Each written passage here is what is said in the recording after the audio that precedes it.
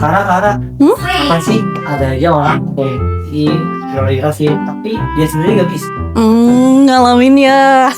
Oke, ayo kita bahas yang mungkin ini hal yang nyebelin, tapi coba dulu dengerin.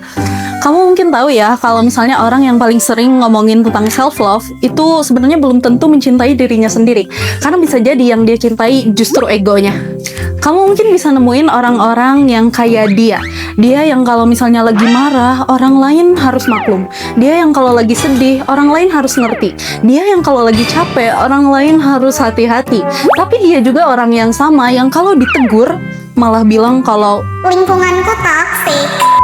padahal di sekali lagi ada yang namanya self-serving bias, dimana kondisinya itu sederhananya kayak kita itu memang selalu ngerasa kalau diri kita sebagai korban.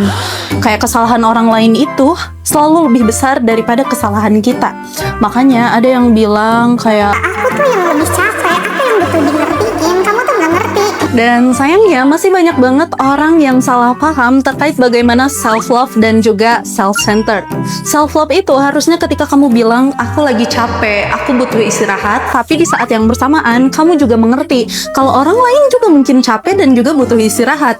Bukan malah self-centered ketika kamu merasa bahwa pusat dunia itu harus adanya di kamu. Orang lain harus mengerti, orang lain harus paham, orang lain harus terus memahami diri kamu bagaimana. Padahal kalau menurut penelitian dari American Psychological Association bilang, semakin kamu sering melakukan self-love yang baik, semakin lingkungan kamu merasa nyaman. Karena apa? Karena kamu mencintai diri sendiri dengan cara yang nyaman untuk diri kamu dan juga lingkungan kamu. Makanya emosi kamu tetap bisa stabil. So, kalau misalnya orang-orang masih selalu serba salah di pandangan kamu, saran dan kritik dari teman-temanmu malah jadi sesuatu yang kamu anggap serangan, dan atau mungkin perhatian dari mereka yang kamu rasa enggak terus-terusan cukup, ya bisa jadi ada hal yang memang harus kamu perbaiki. Jadi tolong sadar ya, karena bisa jadi yang kamu lakukan bukan self-love, tapi justru kamu hanya mencintai ego kamu sendiri. So Genosian, gimana nih menurut kamu? Apakah ada fenomena lain yang seru untuk kita bahas? Tulis di kolom komentar. I'll wait for your result, not your excuses. Bye-bye!